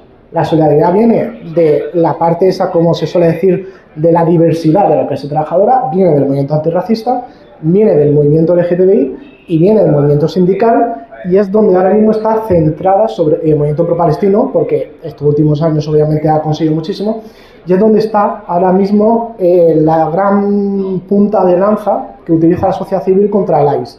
Y de hecho, lo principal a nosotros, es decir, a nosotros nos suena extraño de por sí, pero imagínate un estadounidense que decida que para luchar contra el ICE lo que haces es una huelga general. Es decir, eso es lo que dice. Fue el 21 de enero, 23 de enero. Exacto, fue una huelga general. Es bastante chungo en el sentido para un estadounidense entender que la manera en la que tú tienes de luchar contra una fuerza paramilitar es haciendo una huelga general. Es decir, es como un salto cualitativo en la izquierda estadounidense bestial. Entonces, la solidaridad no está tanto en estos grupos, que también te digo, es lo que siempre ha tenido la izquierda estadounidense, que son, entre ellos se identifican muy bien quién es turbio y quién no. Por eso no existe el rojipardismo en Estados Unidos.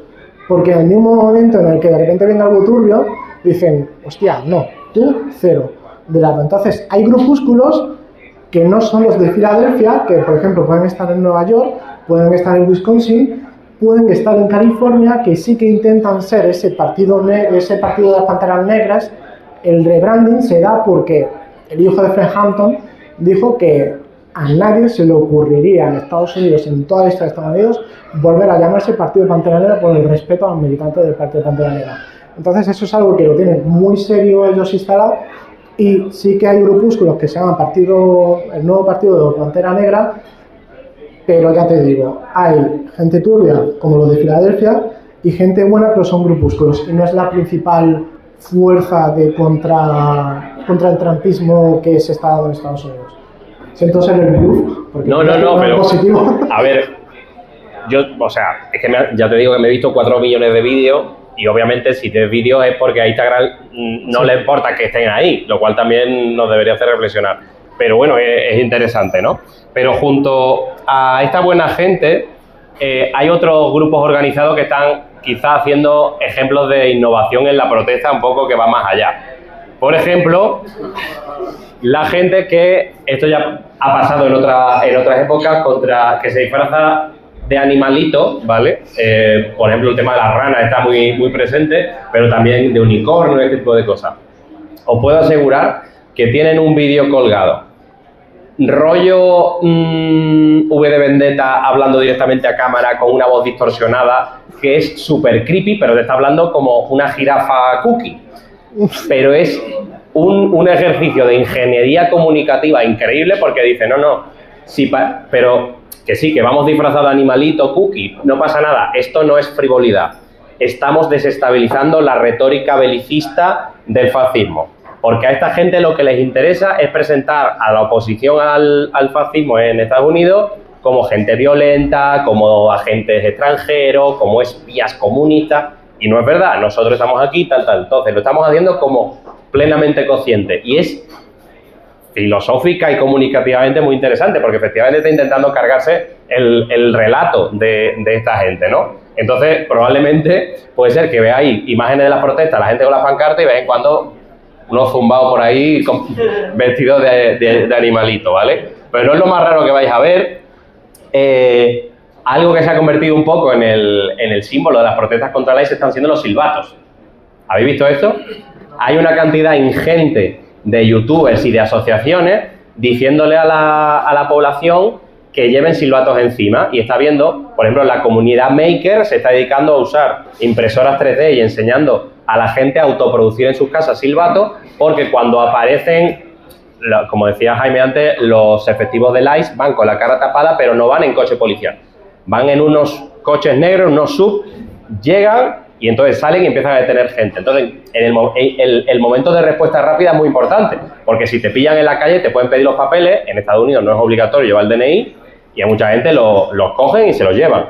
Entonces se está adiestrando a la población en ir siempre con los silbatos para el momento en que les ven llegar, empezar a pitar para la gente que pueda ser tendencialmente, que les puedan detener porque sean población inmigrante o sean racializada, lo que sea, se esconden, se meten en casa para estar protegidos por la inviolabilidad del domicilio. Y por cierto, muchas empresas, he visto un montón de vídeos de pizzerías y tal, los guardias de seguridad poniéndose en la puerta para proteger a sus trabajadores, porque en muchos casos son personas migrantes, y a la vez la gente que oye el silbato se pone a grabar y a documentar todo, que de hecho ya incluso desde la institución, Christopher Valls es un actor, Tim Valls, ¿no? El gobernador Tim de... Valls, sí.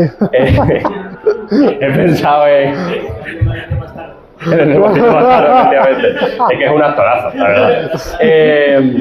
Salió diciendo: esta gente va muy rápido, está con eso de rompe cosas, y lo único que vamos a hacer es pasarlos por proceso judicial. Entonces, todo lo que podáis documentar, todo lo que podáis grabar, todo lo que podáis sacar, es importantísimo. Así que, fijaos qué herramienta tan simple, que está siendo un poco uno de los ejemplos de las protestas, pero no el único. Se han ido ya los niños, ¿no? Porque otro ejemplo que está usando, pues, está siendo la operación Dildo Blitz, que de nuevo, un poco para romper esa retórica bélica, para mofarse de los agentes de ICE, pues unas tiendas locales de juguetes sexuales pues han dedicado a donar, bueno, dildos, y se lo han dedicado a tirar un poco como para mofarse.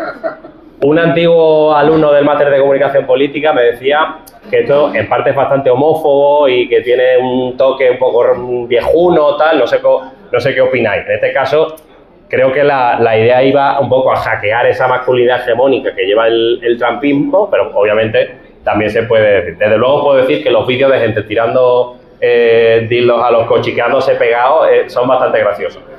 Así que bueno, no sé si habéis visto otros ejemplos de protesta en este sentido, pero desde luego yo creo que tenemos que quedarnos con que toda acción de opresión genera también resistencia, y aquí la estamos viendo. Por suerte todavía tenemos internet y podemos ver lo que se está haciendo. Yo no sé, tú que estás muy en contacto con los partidos, digamos, de la oposición, ¿qué se podría hacer desde Europa para apoyar a la oposición a Donald Trump? Bueno, y lo que tengo que decir es que si bien los partidos de la oposición, es decir, por ejemplo, el DSA venía de toda la administración de Joe Biden de un momento de expansión de lucha en la calle, ahora pasa a decir, están haciendo campañas de sindicalización muy bestias, están consiguiendo huelgas, etcétera, etcétera. Han pasado al momento en el que han vehiculado todos sus recursos a la autodefensa de la comunidad. Es decir, de repente, en cuanto gana Trump, lo primero que hacen es coger su imprenta y publicar manuales anti-ICE para los inmigrantes en todos los idiomas que se puedan. Eso es lo que han hecho básicamente. Y lo que piden ellos, sobre todo cuando gente de Europa, lo que piden es apoyo y visibilidad. Eso es sobre todo, pero también es cierto que son muy yanquis ellos, en el sentido de estas son como nuestras cosas, lo estamos manejando nosotros como podemos, pero sobre todo piden alianza para tener una creatividad conjunta. También ellos entienden que ellos están en la fase más autoritaria de lo que puede venir en Europa, es decir, con los únicos que pueden decir tú estás peor es con los húngaros, prácticamente. Pero lo que quieren es tejer alianzas. Cualquier estadounidense de izquierdas, si alguien progresista a España le habla, le va a abrazar en el sentido metafórico, va a decir sí, todo lo que quieras, para trazar alianzas internacionales, creatividad y sobre todo visibilidad. Lo que necesitan es visibilidad, lo que necesitan es que se acabe ya el manido discurso de que en Estados Unidos no existe izquierda, de que en Estados Unidos no existe la calle y de que en Estados Unidos pues que toda la clase trabajadora es sumisa. Eso es lo que sobre todo quieren romper, porque saben que tienen un problema tanto en Latinoamérica como en Europa de esa forma de ver a Estados Unidos. Pues fantástico, yo creo que nos podemos quedar con eso. También que hay un montón de iniciativas de boicot a las empresas que son contratistas del ICE, también incluso de usar software europeo en vez de software de Silicon Valley, pero bueno. Muchísimas gracias, Jaime, por venir. Vamos a pedir un aplauso, por favor. Muchas gracias a vosotras por la calidad del debate, las preguntas y demás. Y nada, el mes que viene tenemos Cervecívica, aquí también el 16 de marzo, la casualidad, por lo que tiene 28 días. y ya para abril será el siguiente Business Polity, así que nos vemos aquí, ¿vale? Muchas gracias.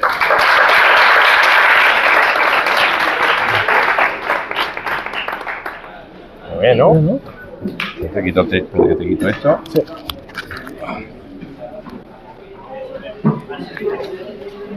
¿Qué pasa, guapo? ¿Cómo te ha ido? Muy bien, encantado. Oye, bastante gente hoy. No me llega a aguantarlo en el trabajo. No me llega a aguantarlo en el trabajo. Ya, madre mía, lo tiene que aguantar a todos lados.